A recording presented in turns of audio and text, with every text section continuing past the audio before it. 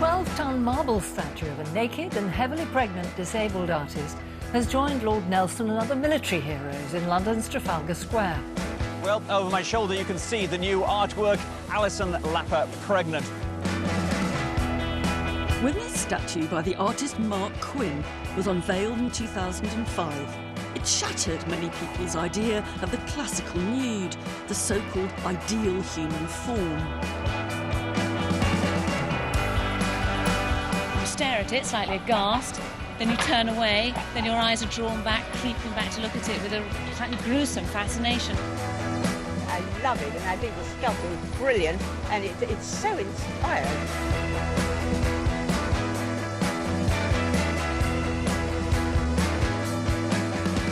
So how had this boundary-breaking work come about? This is the original work. I'd originally made some sculptures of disabled people after going around the Louvre and the British Museum and looking at everyone cooing and ahhing about the fragmented classical statues. You know, people looking at the Venus de Milo, people saying it's so beautiful, and, you know, girls standing in front of it to be almost measured up next to it, having their photograph taken next to it. And then I thought, if someone whose real body was shaped like that suddenly appeared in the room, people probably wouldn't know how to react to that person. Because if you look at the tradition of the European nude, the Western nude, it's there are all kinds of people who don't get a look in. Yeah, and in fact, when I started to think about the idea of making this series of work, I looked for images of disabled people in art, and they're usually pejorative. Yeah. They're not flattering, they're not treating the person with dignity. And did people get the sense that there's a kind of slightly edgy conversation going on here with the classical I don't know nude? how many people did, but one of the things I like to do in art is to bring reality into art. And the one area you could think you'd never bring reality into is marble nude statuary. Yeah, it's terribly, terribly contrived. It's very abstract, really. It might be subversive, but in some ways, Alison Lapper Pregnant is still a version of a conventional classical statue. But other works by Quinn go further, literally turning the nude inside out, monumentalising embryos in the womb. What we're seeing here, well, it's sort of what we're not meant to see, except now We do. It's scans. It's almost a nude becoming, isn't it? In a way, it's the ultimate sculpture in the world. It's the creation of a human being. And this is what, in some ways, the artist cannot do. Exactly. You know, I'll never be able to make one as good as that.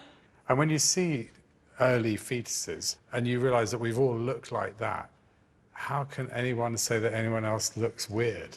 So your job is to remind us of our inherent weirdness. Inherent weirdness.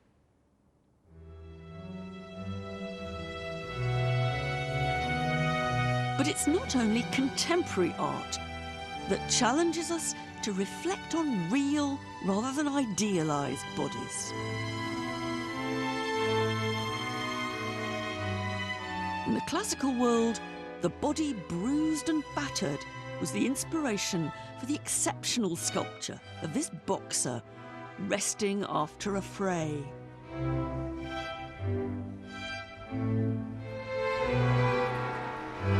More recently, there's one anguished figure in European culture who's shaped Western thinking about the body and who's made it a lot more complicated. Someone who's hiding in plain sight in any number of galleries or Christian places of worship. It's Jesus Christ. We probably find him pictured naked or nearly naked more often than anyone else. But we don't actually talk about him. We don't see him as nude. But I think we really should. When artists have imagined the naked Jesus, they've done more than simply illustrate Bible stories. They've explored some almost impossibly difficult theology about the human and divine body. And there's no better place to get the measure of that than in some prints and drawings now at the British Museum. I discussed them with former director Neil McGregor, starting with a particularly arresting and for some no doubt shocking one. This is one of the most extraordinary images. This is Christ after he's been brought down from the cross. He's dead. You can see the wounds on the hands. So it's the dead Christ, but his loincloth is gathered in a way that looks as though he has an erection. It would be possible for a skeptic, I mean, I think wrong, but possible, to say, oh, well, the loincloth's just got a bit gathered up, a bit tangled. Some tangle, one would have to say. You'd have noticed what you'd drawn. I think so, I think so. And that's, of course, absolutely the point of this image, because it's not just showing that Christ was fully man as well as fully God. It's the fact that this death will generate new life. It's to assuage the skeptic that I went in and picked this one out, where I think you can't deny the stress on the genitalia of Jesus. Absolutely. Here you have the Virgin Mary holding Jesus Christ, and his grandmother, St. Anne, is pointing out to us, the viewer, that this is a boy. Jesus is both fully God, but fully male, and that means fully sexually male.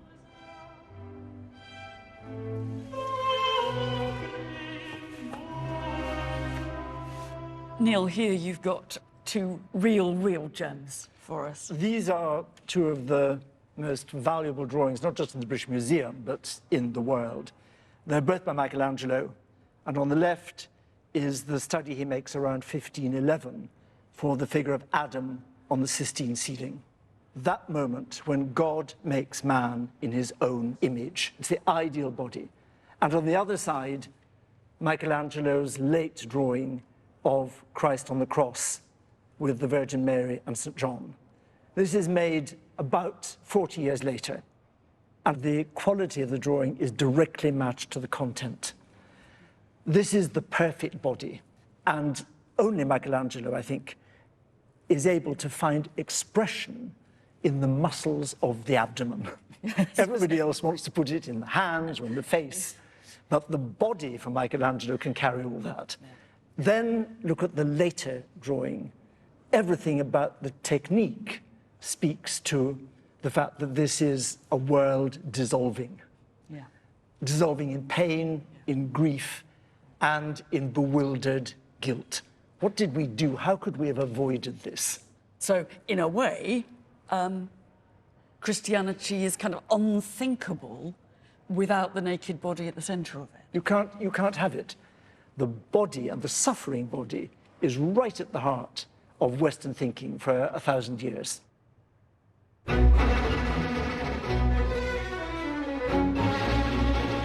And so it is that the tortured form of Jesus has been one of the most common subjects in Western art.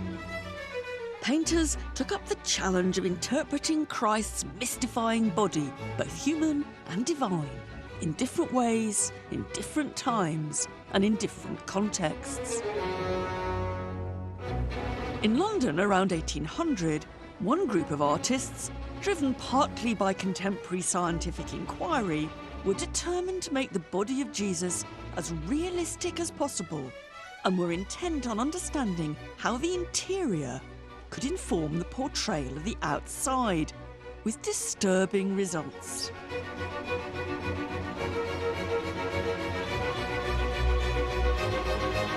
Today, this crucified body at the Royal Academy of Art hangs as one of a trio of works, all created in the pursuit of authenticity. What we see here is actually 3 corpses that have been skinned, they've been flayed, and then they've been cast in plaster to reveal the structure of the body underneath the surface. Their backstories are really chilling, actually, particularly the figure in the crucifixion. He was a criminal by the name of James Legge, who was executed in 1801. And while he was still warm, they cut him down and they nailed him to a cross so that his body would fall as it naturally would in a crucifixion. And the other two are also executed criminals. They weren't originally intended to be on public display. They were intended for the training of art students here. Now, for us, they're very hard, uncomfortably hard to place, a bit like the bodies in Body Worlds. They stand rather awkwardly on the boundaries between art, science, and sadism. And they're still on the borderline here in the Academy. They're not in the main galleries. They're displayed in a connecting corridor. It's as if they're still neither one thing nor the other.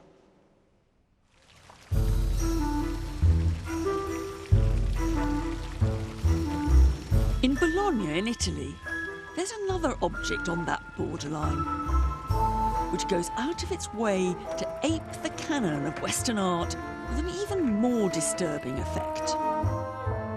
The University Museum houses a very weird woman, designed in part to give an 18th century twist to the famous female nudes of classical antiquity.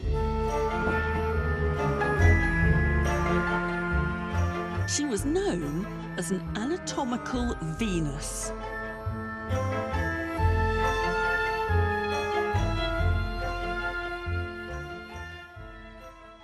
She's one of a series of wax models that were used in anatomy classes to demonstrate the internal structure of the body and how the organs fitted together. And I think what you have to imagine is that she would be lying on this bed, looking kind of perfect. She's got a nice little set of pearls. She's got a rather sleepy, almost ecstatic expression on her face, long brown hair and actually even pubic hair. And the instructor would come along and would remove, in a slightly sadistic way, the breasts and the chest and the belly to reveal what was inside. And interestingly, there's a uterus with a fetus in, showing us very clearly what the 18th century thought women were for. Now, seeing her for the first time, I'm struck much more than I thought I would be by the visceral messiness of the internal organs. It's kind of hard to put out of my mind the thought that I've come across a rather nasty crime scene.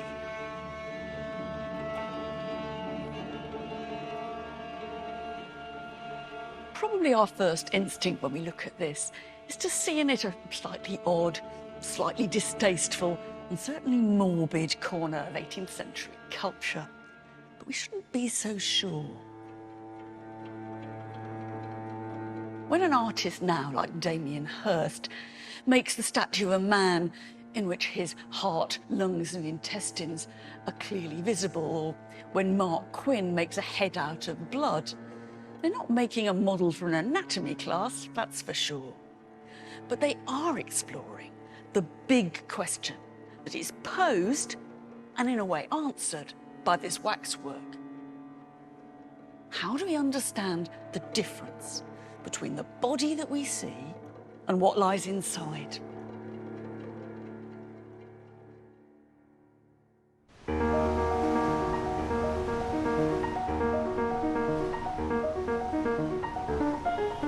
Many artists, in exploring what it means to be human, have honed in on that tension between the body's outer form and its inner structure. But one painter in the early 19th century used the image of the ravaged body to focus on the agonised line between life and death, and to suggest that barbarism may always lie beneath what we like to think of as civilization. He was Theodore Géricault, and his vast canvas, now in the Louvre, was inspired by the true and tragic aftermath of a shipwreck in 1816, when the French frigate Medusa ran aground off the West African coast. The story was that 150 survivors were cast adrift on a makeshift raft with hardly any supplies. Only 10 lived to be rescued. What had kept them alive was cannibalism.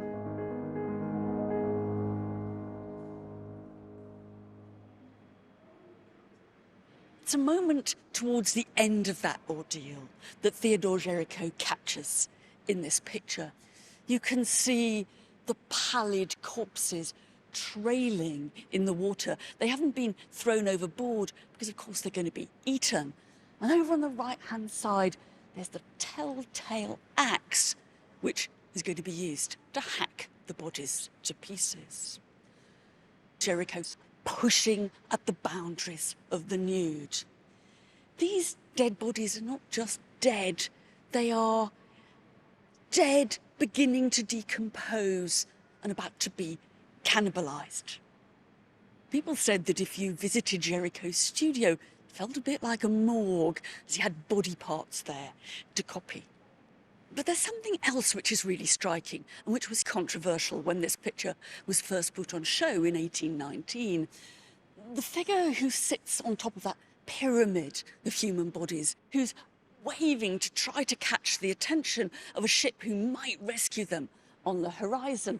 The only figure of hope in this whole picture, that man's black.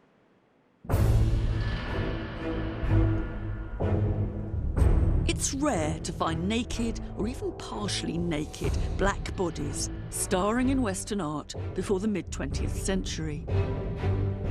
Most white viewers could not or refused to see the common humanity beneath the black skin.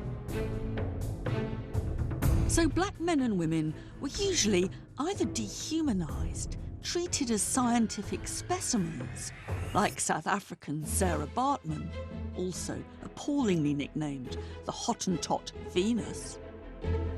Or they were exoticized, cast as bit players in romantic fantasies of the decadent East, in a style now often called Orientalism. So Géricault's choice in 1818 to place a black man heroically centre frame was bold. I went to have my own private seminar with Denise Morel, who has researched black models in Western art. What do we know about the black figure who's waving at the top of that pyramid of bodies? Well, we know his name is Joseph. He may have been born in France, but definitely of French Caribbean origin. He was known to be a very interesting personality. He had a strong interest in music, and he took a very professional approach to his modeling. And he's portrayed in a heroic way.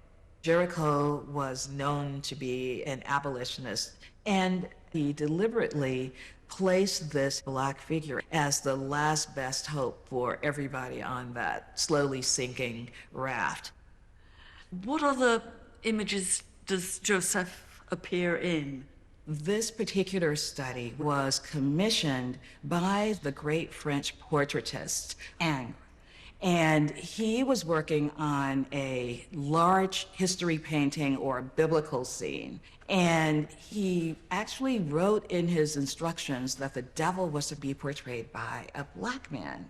He chose one of his best students, Chasseriel, to make this study. Chasseriel was of mixed racial heritage, descended from an enslaved Haitian mother, and Ingres specified that he was not to be told what the purpose was. So He was not to be told that he was to portray a black man as the devil. And so what comes down to us in history is this gorgeously rendered, classicized, non-stereotyped portrayal of a black male figure by an artist of color, which at that particular moment in history was probably unique. It was many years before more Western artists began to cast nude black figures in a fashion traditionally associated with white men and women, and to put people of colour in the foreground. So while in the 19th century, Edouard Manet famously painted the high-end prostitute Olympia attended to by her black maid, in the 20th, artists swapped the boss for her servant and showed the black woman occupying the couch, displaying her sexuality on her own terms. Romare Bearden, who was African American, is taking this black female figure from the position of servitude to being the sole focal point of interest. Not as the servant, but as the nude. As the nude. And he is surrounding the black nude not by scenes of a brothel, but by a patchwork quilt to evoke the African American popular culture. This image is one that you couldn't possibly begin to understand unless you put it back into the context of Manet's Olympia. Oh, absolutely. It's as if Bearden is saying, I really like what you do, Manet, but I can take it somewhere you never thought of. That's right.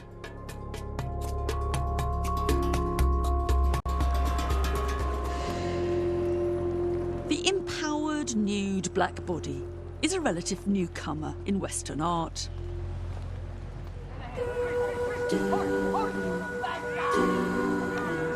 But there's another kind of person that's been kept out of the picture. And that's anyone like me.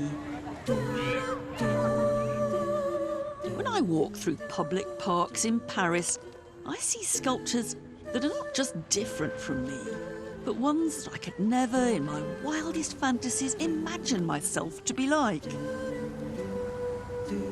In my 20s, I might have regarded this sort of work as a tediously idealised version of myself and other young women I knew. But now in my mid-60s, the absence of the older woman's body in art seems stark.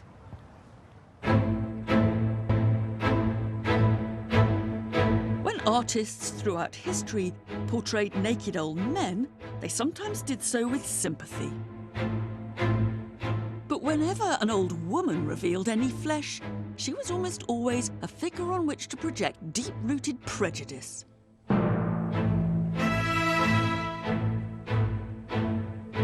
The late 19th century sculptor Auguste Rodin might seem to be an exception to that. He's known for his nudes in the prime of life. But I'm here to see his interpretation of an elderly female body.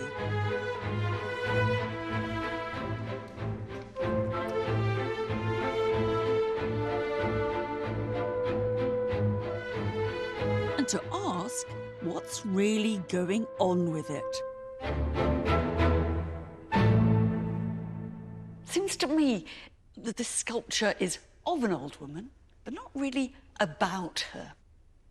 Sure, she's got a decrepit body, she's got sunken breasts and a saggy belly, and the only positive bit of her, that very inhabited old face, something you can barely see as it's pointing down. Rodin did several versions and variations of this figure, but it's the titles that are often given to those pieces that so strongly suggest how we should be reading them. This one is often called She Who Once Was the Helmet Maker's Beautiful Wife. It's taken from a 15th century poem. But there's also Dried Up Springs, The Old Courtesan, or Winter, coming after spring, summer and autumn. I think what those titles are telling us is that we should be looking for the young, attractive, vibrant woman that this decrepit old body once was. We're looking through it to an earlier time, the time she's lost. Now, Rodin isn't by any means alone. That's a common theme in the history of mainstream Western art.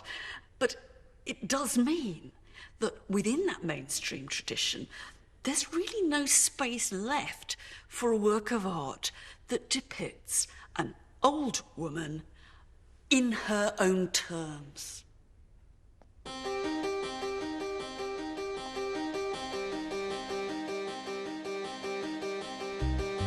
Some modern artists have embraced this challenge.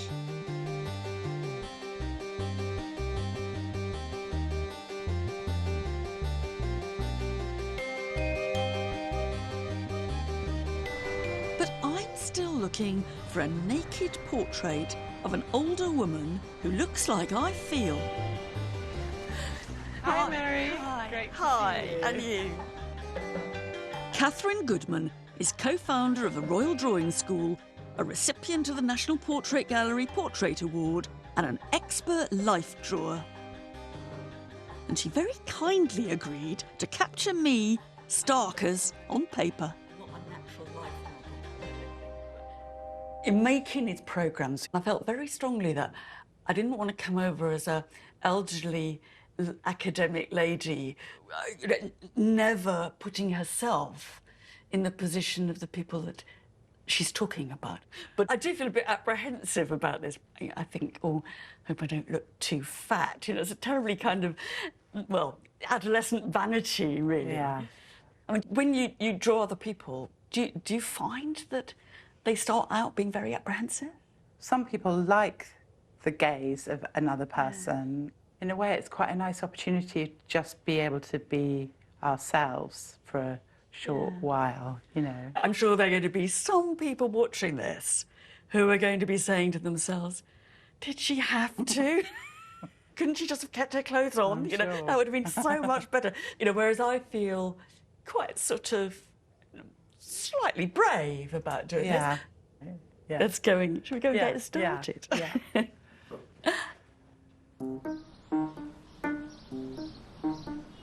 I sat for Catherine 3 times, and on my final visit, was just a little nervous when the camera joined us.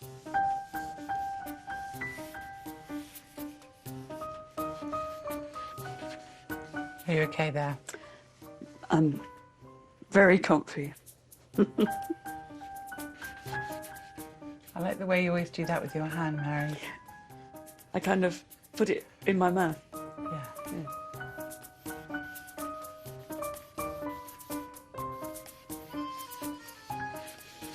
Nearly finished.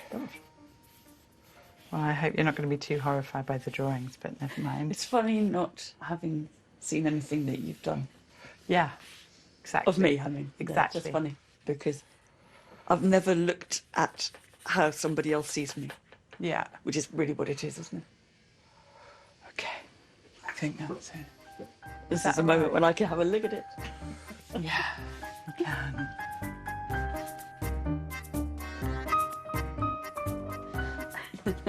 Come and have a look. Right. Oh, wow. Oh, wow. What? Do you want... Bit of a shock. Well, I just think... I thought I'd be a bit horrified by them, and I'm not remotely good, horrified good. by them. And I think that, you know, the fleshy over 60s bits Yeah. kind of work fine. I don't... So I yeah. look at myself and I don't think, oh, God, she should lose a bit of weight. I think that's me. Yeah, good. And, you know, to some extent, I feel happy with it. Oh, good. Oh, How do you good. feel? Yeah, yeah. That first one of you asleep looks very kind of strange and vulnerable. I noticed that I wasn't much looking at you. Mm-hmm. You know, we were chatting quite a lot, but I wasn't looking, and I thought, when I saw you looking at me, I thought, you're actually trying to work out, you know, how to do my tits, basically. Mm. I'm trying to work out how to make a good drawing, actually. So, Mary, tell me which one particularly do you relate to best? I have to say, I think the one with the beer bottle is the one that I kind of... Most relate to? I most relate to. I mean, I wonder how much I'm kidding myself, because, I mean, when I say I like that one, I kind of wonder whether actually that face looks like me when I'm 20. And so I feel quite conflicted here, because I'm wanting to see old beard here, but I suspect my motives for liking that one so much.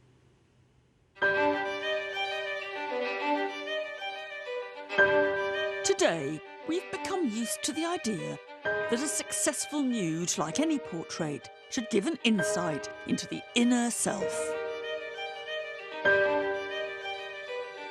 And in Britain over the last century, artists from Stanley Spencer to Tracy Emin have done just that, bringing to the surface something of the subject's hidden psychology.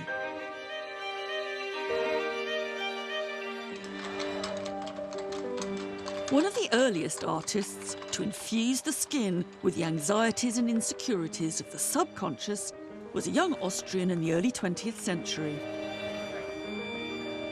Working in Vienna around the time of the father of psychoanalysis, Sigmund Freud.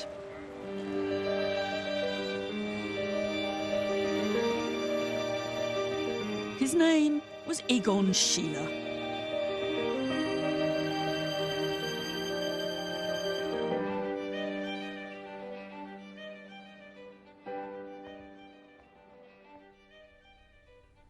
Schiele has been one of the most tragic victims of our modern fondness for explaining art as the agony of the artist genius.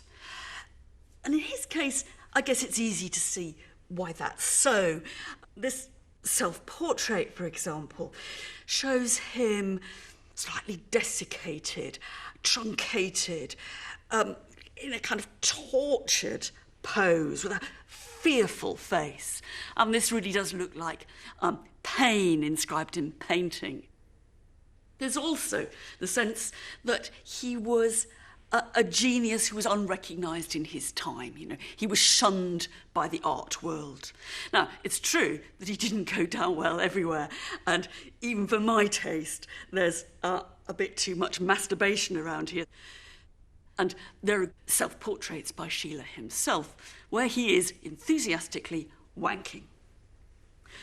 Really more important, I think, is a bigger intellectual argument that Schiele's trying to make about the naked body, how it's represented, and what it means. Schiele painted his own body again and again in an act of repeated self-reflection. Almost universally in Schiele's nudes, the figures are quite isolated. They're not part of a story, they're not part of a social world. We're meant to focus on them as body. And we're not particularly being asked to look at the face. That's not the giveaway. It's the nude flesh. And here, for example, we have to puzzle about that hand, which actually looks like hand as penis. We don't actually know if Schiele had studied Freud, but the questions he's raising here are what, in general terms, we'd now call Freudian, and they're the kind of questions that artists have raised ever since. That's to say, his project is to make the interior exterior.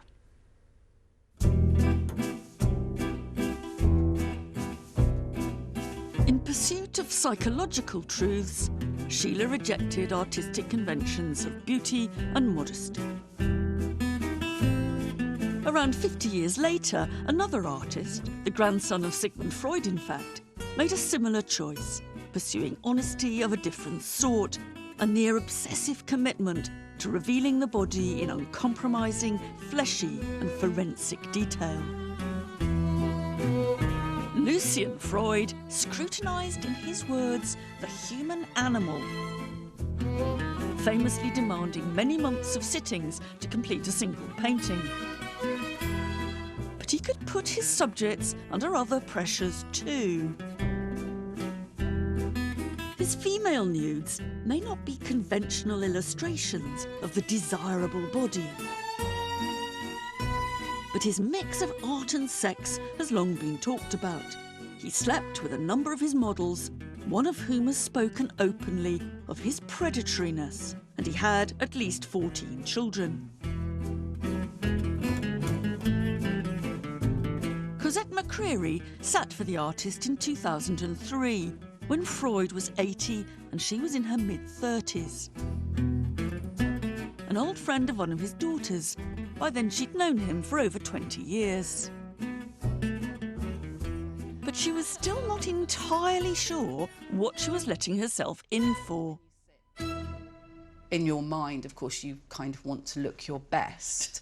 So, of course, you know, you're sort of lying there like some sort of Olympia kind of thing with a very flat stomach.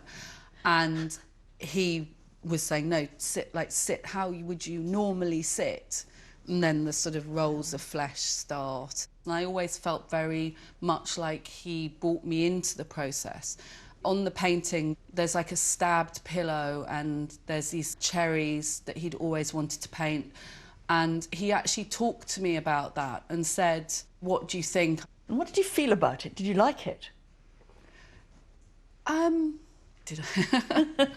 That's an interesting question. When he first started painting my face, an art critic called Bill Fever had been in, and he actually remarked, he's painted you as pretty as you are.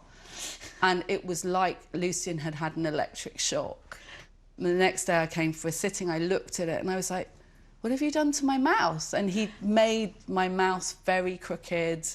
I have a slight slope on one eye and that had been exaggerated. And he just went, I only paint what I see. And I was like, oh, well, I see Sylvester Stallone, so. You must have known something about Freud's reputation as well. Sexual predator, you might say. I mean, basically, you know, did he try to seduce you? It, of course, was part of the sort of the myth of Lucien, and definitely that was in my mind. Whether or not he, to quote you, ever, you know, tried to seduce me, it never came about. I mean, he was very intense, and there was definitely this animal magnetism about him. In a lot of ways, I think he played up on that. But I realised that actually quite a lot of that was to do with the fact that when he engaged with you, when he looked at you, he was completely focused on you. I mean, maybe I'm kidding myself that there wasn't anything sort of sexual about it. Yeah, it was quite an odd dynamic. Cosette's is only one account, and every model has his or her own story. As I suppose I myself found, modelling is an act of trust, and for some it comes with a risk of exploitation. It's a concern magnified when the naked model is not an adult but a child.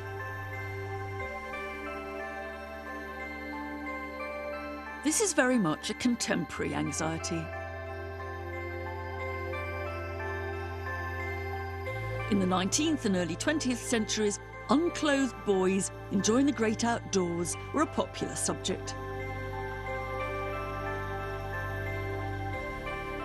And some artists took photographs of semi-clad young girls too. But today, our own awareness of the sexual abuse of children means it's hard not to see something disturbing in works of this kind. And when images of naked children present a more complex view of childhood, the challenges magnify. In the early 1990s, the American photographer Sally Mann faced criticism when she exhibited pictures and published a book showing her 3 young children, naked or semi-clad, around their home in rural Virginia.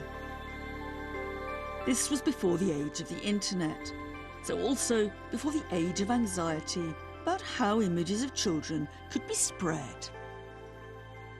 But even at the time, critics denounced some of the works as exploitative and pornographic. The collection was hugely controversial, even though only about a quarter of the photographs showed children with no clothes on.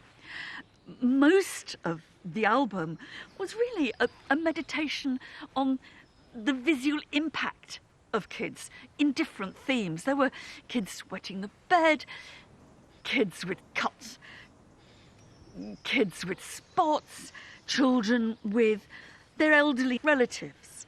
And you get an insight into the strange texture of the child's body. I think one of my favourite photographs is a pair of kids' legs covered in dried out flour paste, almost making the children's legs look as if they were the legs of an old person. I suppose I can see why these naked photographs might have been shocking if you took them on their own. A lot of them have the children seem very knowing. These aren't kids caught unawares. They're modelling or posing, and that puts the viewer in an awkward position. You know, have we just come across somebody's family album here, or are we being asked to think of these kids as objects of desire? And that, of course, is underlined by the fact that in modern culture, photography is the prime medium of pornography. But again, you think, well, why shouldn't I enjoy the images of children's bodies and the beauty of children's bodies? Man let her children veto any image they did not want shown. And as adults, they've never claimed they were exploited. But not every artist who uses their own child's body for inspiration does so innocently. And that forces us to question how we then should treat their work. Eric Gill was an acclaimed sculptor, typeface designer and printmaker. His naked version of Ariel from Shakespeare's Tempest stands above the entrance to the BBC's broadcasting house. He was also a child abuser, raping his two daughters, Betty and Petra, when they were young teenagers. And for that reason, some people have argued his art should be removed from public view. In 2017, when Ditchling Museum of Art and Craft in Sussex, once home to Gill's artistic community, staged an exhibition of his work, they included engravings of Petra naked. And they openly addressed these issues, asking the question, can we separate the biography of an artist from the work they produced? The sculptor Kathy Pilkington, who co-curated the show, thought very, very hard about how to weigh up the abuse she deplored versus the art she admired.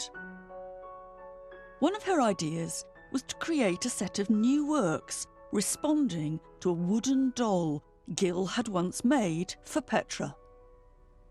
It's a very strange and potent object. It's quite ugly as a doll. I think it's recorded that Petra really didn't like the doll, and if I just turn it round, you can see it's got a very thick neck, and my immediate response to it was that it looked very like a penis, actually. I think what's most disturbing about this is that really the only bit of detail that you get on it is the genitals. That's right. When I look at the engravings he did, what should I do, really, about my knowledge of his biography? Yeah, I think a lot of people have problems with these images because of the time that they were made, around the time that Gill was abusing Petra. And when he wrote about the abuse, you know, it's as if he is conducting an experiment, like this sort of odd remove that he has as well. That's the chilling bit, I think. But when we were approaching the show, I was looking at it as a practitioner, as a sculptor, as a woman, as a mother, and taking all those things into consideration, but actually saying, when somebody projects onto this bathing image, look, she's turning away, she couldn't look him in the eye, I say, no, he was really interested in the hair, how the hair falls, and if there was a face on there, there would be too much information. He wanted to look formally at the beautiful hair. Do you think there's anything in there that you'd find unsettling? No, I really don't. I really don't. No, I think they're beautiful images. You could think about Degas, Le Tube, couldn't you, when you look at this? And, you know, I have a daughter and I have used her many times as my model. Right from when she was born, I've used her in my work and looked at her and been fascinated by her body, by her growth, by her form. And that is completely normal and natural for a sculptor. There are quite a lot of people who would say we simply should not show any of Gill's work now, that you don't display the work of a paedophile. So we would take this famous statue of Ariel down from the BBC building. Yeah, well, where do you begin and end once you start having those conversations? You know, once you start removing Gill's work, there's nowhere to go, is there? What could we be left with? Who stands morally pure? And why should an artist be morally pure for their work to be fantastic? Gill is an extreme and particularly awful example. But I think Pelkington is actually bravely facing some of the big dilemmas about art and morality and how we judge art from the past.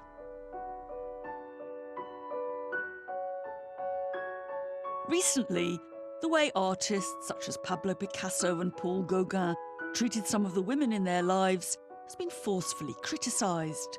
And by today's standards, Sheila's behaviour around young women probably crossed a line too.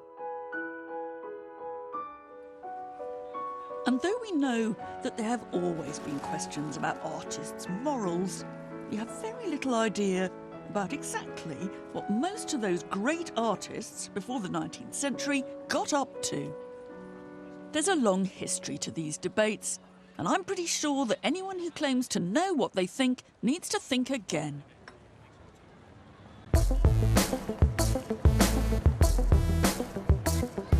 There's one more discussion we're right in the middle of that I think will also impact on the future of the nude. And it's about gender.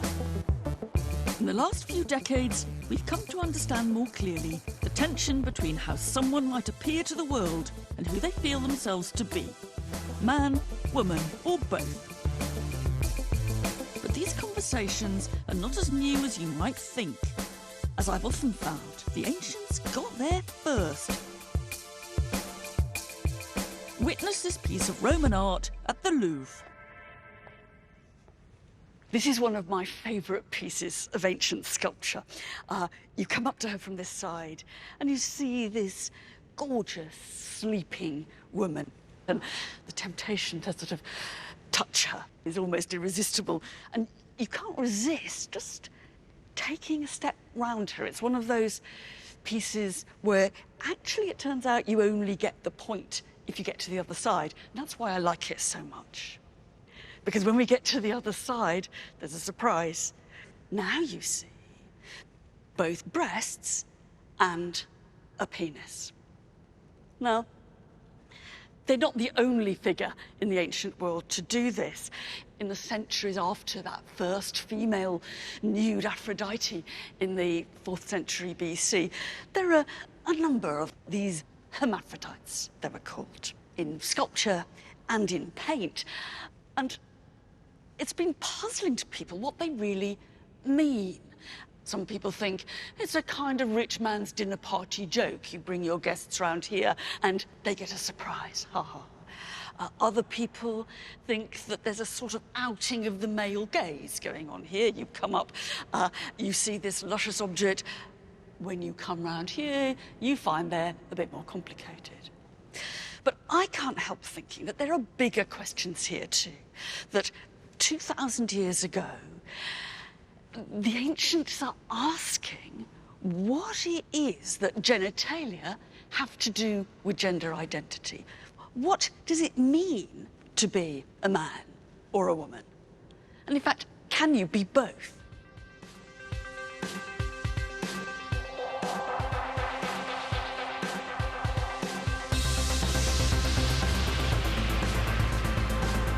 Those questions are still our questions. As more people identify as neither male nor female, but non-binary, or instead reject the gender they were assigned at birth and transition to a new one. And in a society moving to embrace a more fluid idea of gender and sexuality, art has a significant role to play.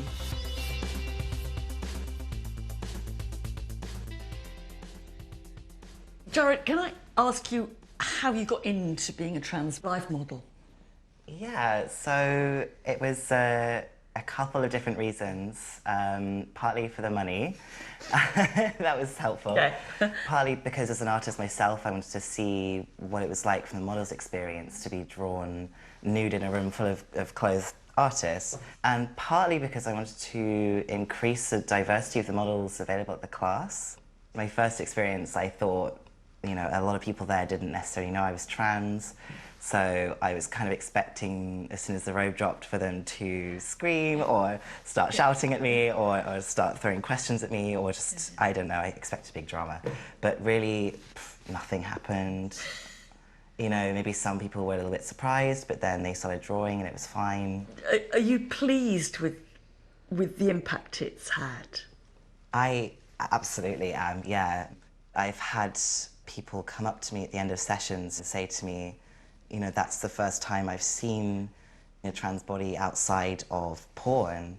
You know, I wonder how my attitude towards my transition would have been if my first experience was, you know, in a big gold frame in an art gallery. I feel that if art is meant to be a conversation with the world around us and with society and with humanity, if it's not representing the broad range of humanity that we have, it's not only boring, but it's a bit lazy.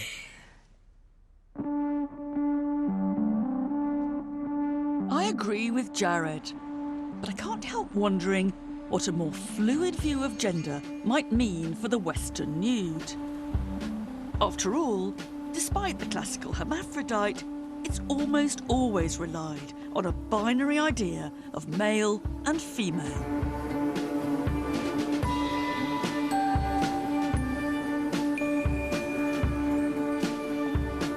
Kiss My Genders at the Hayward Gallery at London's South Bank Centre was an exhibition that explored and celebrated diverse gender identities.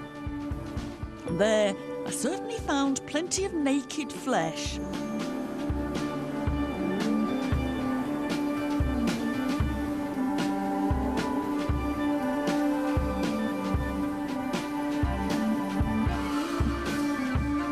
I love to create images around the black male body that's also very gentle and intimate and soft, because I think that lots of the images that I see around of the black male body are fear and threat, aggressiveness.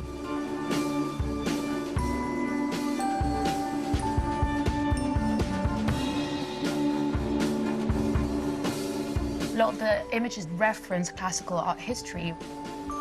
Vaginal Davis, inspired by Hans Holbein, with the primary colour backdrop, but you have this figure who's coquettish, but with a kind of lime green merkin, which sort of challenges the traditional fig leaf.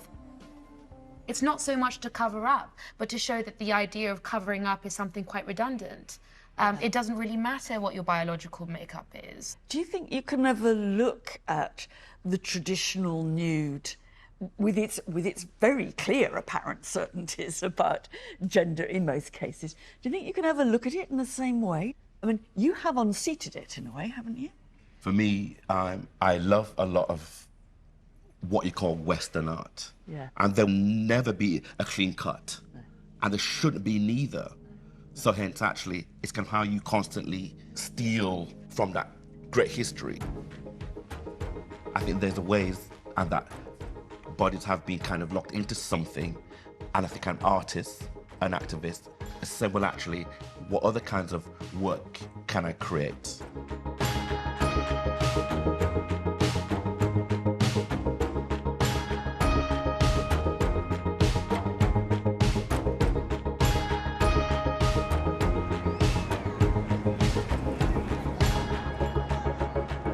The nude is nowhere near dead yet.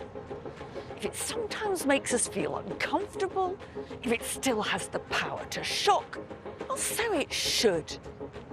Because all those languid Venuses, suffering Jesuses, private parts, folds of flesh, they all raise awkward but essential questions about who we are. The bottom line for me is that after more than 2,000 years, the nude is still making us confront our own bodies, our own selves, and many different versions of what it is to be human, will it still, in whatever form, be unsettling people in another 2,000 years? Of course, I can't know, but I wouldn't be surprised.